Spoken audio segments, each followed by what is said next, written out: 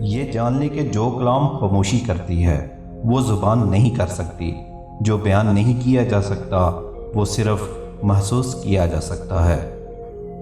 کبھی کبھی ہم فاصلے پیدا کرنے کے لیے دور نہیں بھاگتے، بلکہ اس لیے ایسا کرتے ہیں کہ دیکھیں ہمارے پیچھے کون بھاگتا ہے۔ کچھ چیزیں انسان کہہ کسی سے نہیں سکتا، اپنی تلخیاں، اپنے مسئلے جب تک انسان برداشت کر سکتا ہے تب تک کسی کو کہنا نہیں چاہیے۔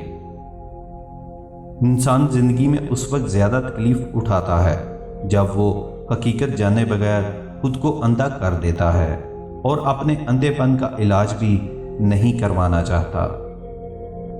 اگر نکاح میں خوبصورت عورت چاہتے ہو تو تمام عورتوں کو نیک نگاہ سے دیکھو، کیونکہ اگر استعمال کرو گے تو استعمال شدہ